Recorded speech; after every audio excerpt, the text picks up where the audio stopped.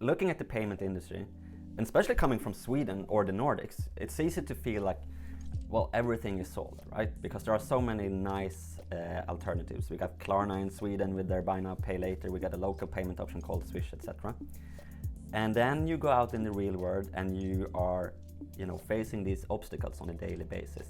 Whether it was, during COVID, I was driving in my car to my wife's house in the northern part of Sweden. And obviously you were a bit afraid to go into restaurants. So there was a big burger chain in Sweden, I'm not going to mention names here, that had their new app. So you could order on the app and you could go or you can get the delivery to your car outside of the restaurant, right? So what's the main target group for that? Well, that was people driving on the highway. Their only payment option in that app was card. Where do I store my card? I store my card in my wallet. Where do I have my wallet? I have my wallet in my jacket. Driving in the summer on the highway in 30 degrees, I have my jacket in the back of the car. Will I pull over and get off the highway to get my card in the back of the car? No, that's not going to happen. So we're still having these issues where we need to have card present, or we need to have our credit scoring checked for buy now, pay later, where we can just solve that with account-to-account payments. So solving problems is still very real, and this is depending on what geographies you're looking at, the problem is bigger or smaller. Looking at Latin, for example, you have merchants that are reliant on the card rates today that need to wait 30 days to get their money after a sale is done. That's crazy. How can you grow your business when you need to wait 30 days to get your cash in your bank account?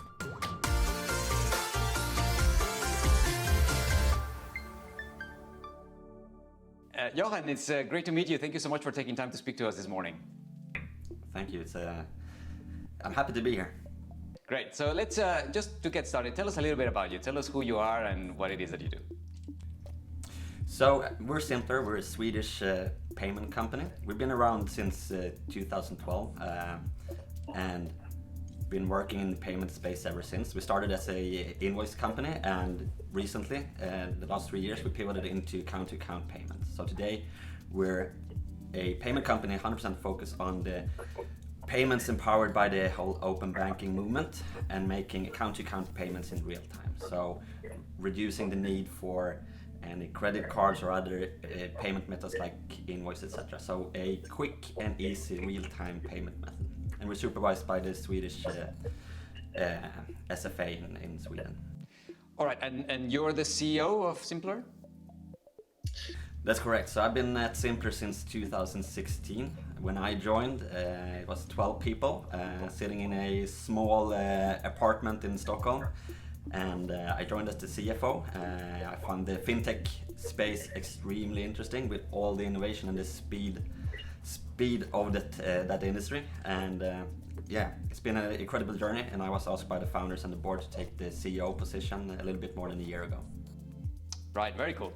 I want to talk a little bit more about Zimpler, and specifically I'd like to know what's its core value proposition and what's the problem that it's addressing in the market.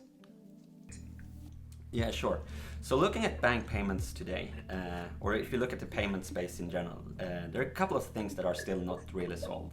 One is, in a world where end users and consumers are expecting everything to be instant at the tip of your finger, from when you order something online to how you get your goods, how you interact with other people. Like, if you don't respond to Snap today within 15 seconds, you're out of the loop, right? So everything in society needs to be instant and fast. Looking at payments, that haven't really been the case. So if we look at bank payments solve for a couple of things. One, it's instant, it's lightning fast. That's good both from the end user perspective and also for the merchant, because they can get their money much faster. Two, it's secure. So the amount of fraud on the card rails is growing year over year, but with bank payments you have the same security as when you log into your bank. So it's instant and secure, and by cutting out a lot of the players in the payment flow, we can reduce price as well. So it's very much more affordable, which in the global scheme, will have a positive impact on global growth. If we can transact and interact between businesses and people faster, easier, more secure, and more affordable, well, we'll all benefit from it. Okay, Johan, but am I to understand then that account-to-account instant payments is emerging as a superior alternative to debit or credit card payments? Yeah, that would be the fundamental correct understanding. So if we think about how people pay, both today and in the future, okay, 10 years from now, how will we pay? Look at the online groceries, for example. When you order something online, well, today you go into a website and you click your basket, whether it's milk or butter or whatever it is, and then you go to checkout and you pay for it. Okay, and we have a Nordic company, Electrolux, that are working on Internet of Things and AI solutions for the refrigerator that allows you to scan your refrigerator, see, okay, you're out of milk, let's order this milk for you. That kind of transactions will not be powered by card rails that was built in the 50s with 5 to 6 different parts in that value chain. It will be powered by bank rails moving forward. So we have a use case today in certain segments where account-to-account is a superior product due to speed, affordability and security. And looking 10 years ahead, we see that there's going to be a big change in how we pay and where we pay and when we pay. And we believe that the rails that will power that will be, to a large degree, bank payments. Johan, we are seeing a number of account-to-account payment solutions coming into the market. I'm keen to understand what's different about Zimpler's value proposition. Yeah, and that's a really good question, and I agree with you. There are a lot of actors now in the whole open banking account-to-account space, and first and foremost, I just want to state that we as a company love that. One, looking at the global payment environment, it's a $2.5 trillion revenue opportunity on a global level, and most of that is still on the card or old and traditional bank transactions. So we love that there are a lot of companies here pushing innovation and driving this change. And number two, it pushes us to be better. Competition is super healthy in any kind of industry, so we love that. Looking at the space, there are a couple of different value propositions that companies are taking. At Zimpler, we're focusing on two things. One is working extremely close to our customers, identifying real problems that they have, and then building solutions to help solve those problems. So we have an entire team dedicated to this called New Solutions to see what's going to be next, because we believe that the speed of innovation is fast today, but will only get faster. So the product that we will have today, we would be naive to think that that's going to win 5 years from now, because 5 years ago you couldn't build the product that we have today. So the speed of change is moving very rapidly. So for us to kind of be in the forefront, we need to be extremely tight and close to our customers. That's the number one for us. Number two, what we're doing as well is that we're building out our own bank infrastructure, not just connecting to the bank APIs, but we're building up our bank account setup which give us the ability and capability to be in the flow of funds. So we can support our merchants to accept payments in any country, and we can help them with reconciliation, movement of money between countries. So that sets us a little bit apart from the rest of the companies within the space. Right, and I'd like also to understand who are Zimpler's customers and partners, and also what are the benefits that they can get from using Zimpler solution. Yeah, so we're working with a large customer base and a large partner base. So what we see as partners is both of course PSP, but also on the bank side where we need to cooperate to build a better product and a better solution. So we built a big kind of ecosystem around the company on the partnership side. If we look at the segments that we are really seeing account-to-account breaking through in, there's a couple of areas. It's financial service, it's the travel industry, it's the whole what we call online entertainment that connects both on the gaming side and also gig and creator economy. Specifically in the gig and creator economy, it's a very interesting intersection where we see B2B and B2C start to intertwine. So looking at the creator economy, you can see that the people working there, a very large part of that base is doing that through their own company. So all of a sudden you are mixing B2B and B2C, and at the end of the day it's just one person that are doing their job and want to get paid instantly or have a very convenient way to pay. They don't see themselves a consumer one day and a business the other day. So that's another segment that we think is extremely interesting and where we see a big adaptation of account-to-account based payments. Yeah, that's actually a really interesting insight. The merger of those two types of businesses represented by the creator economy, which I guess will only get bigger as we go into Web3 and metaverse and those type of environments. Yeah, exactly. And also when we look at how are we working today and how are we moving, globalization is not slowing down. So we have seen that during COVID that people are expecting that they can work in different areas, different locations, and that's also going to put pressure on the payment system. So we need to be able to pay out salaries regardless of what country you're currently in. You need to be able to pay in whatever country you're currently in. So hyper-local payment solutions will work to some degree, but as we move through countries and cross-border, the money needs to follow and the payment solutions need to cater for that. That's really exciting. Tell me, what do your current customers say about Zimpler? So I think one of the biggest feedback that we get from Zimpler, of course, besides that the product works and that our conversion is great, is that they like to work with us. And that's the kind of culture that we're trying to build here. So that we can interact and work together with our customers. So we don't see ourselves really as customers and suppliers. We see it as a partnership, and how do we build a next great solution to solve real life problems. And I think that's the feedback that we get a lot, and something that we're constantly striving to improve and grow on. It's one of our guiding principle here at Zimpler is we love our customers. So that's a constant focus and a way for us to measure ourselves internally as well. I think what you're saying is super relevant, especially because we're seeing this move between customers and suppliers to more of an ecosystem environment where everyone is just partnering with each other, sharing their capabilities and creating more value for collectively for the entire ecosystem.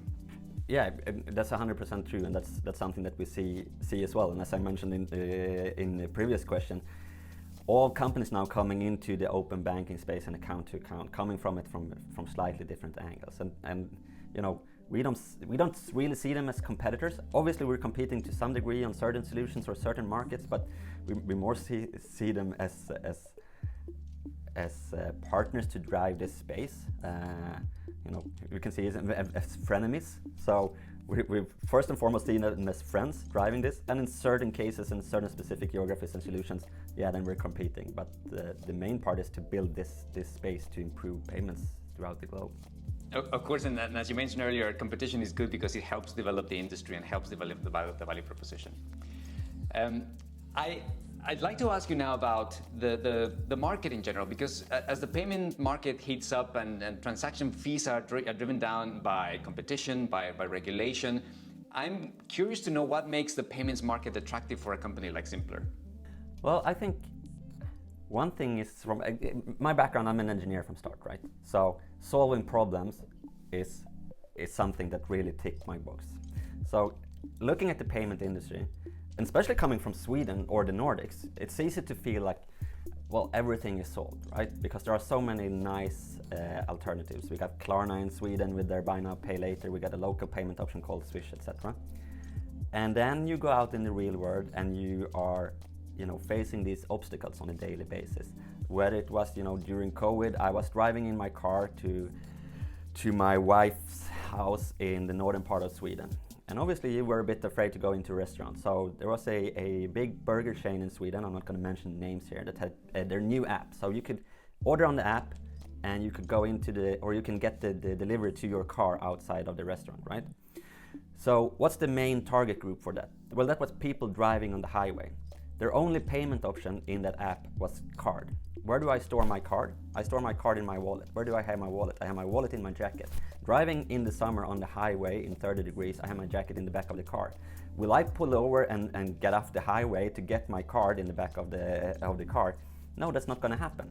So we're still having these issues where we need to have card present, or we need to have, you know, our credit scoring checked for buy now, pay later, where we can just solve that with account-to-account payment. So solving problems is still very real, and this is, depending on what geographies you're looking at, the problem is bigger or smaller. Looking at Latin, for example, you have merchants that are, you know, reliant on the card rates today that need to wait 30 days to get their money after a sale is done. That's crazy. How can you grow your business when you need to wait 30 days to get your cash in your bank account? It's going to be impossible, and especially in this new market environment where the cost of capital will just go up. So there's still a lot of problems to solve, and that's something that really excites me about the whole payment industry. Now let's talk a little bit about the economic environment at the moment, because I'm curious to know, how is Zimpler navigating the challenges that we're seeing with an economic downturn, with high interest rates and uncertainty being caused by energy and food prices? I think looking at the market environment today, I mean, there's two things. One is, okay, how are we navigating this as Zimpler? How are we, going to be bold and continue to expand, knowing that there are an uncertainty in the market? And the second thing is, how do we believe that this will affect the market as a whole, right? So if we start with the later question, yeah, we're going to see a difficult couple of years, most likely, with high interest rate, energy prices, cost of living is going to go up. That's going to put a pressure on companies to see how can they reduce cost, how can they improve, how can they be more efficient. It's very interesting when you look at the count-to-count payments and the capabilities and information that you can get from there. You can almost, in certain markets, also use that information as a digital identification and building KYC information based on that. McKinsey had a analysis coming out 2 years ago when they looked at digital ID and the effect that could have on a global scale. So in Sweden we have a digital ID called bank ID. So almost everyone in Sweden have it. So you can very easily identify yourself through your phone. McKinsey's analysis showed that if this kind of products were to be spread on a global level, GDP would go up with 13%. So if we look at COVID, which had a major impact on the global finances, that hit GDP with 3%. So we could survive, 4 COVID situations if we were to have digital ID throughout the globe. And you can look at payments the same. So if we can make payments more affordable, easier, and allow people and businesses to interact and do business in a cheaper and faster way, we would see GDP rise on a global level. Whereas there's an analysis coming out that if we were to move all the transactions or the forecasted transactions into account-to-account by 2026 would be equivalent to creating 10 million new jobs. That's 2 times the Swedish workforce, just by moving transactions over to account from current rails.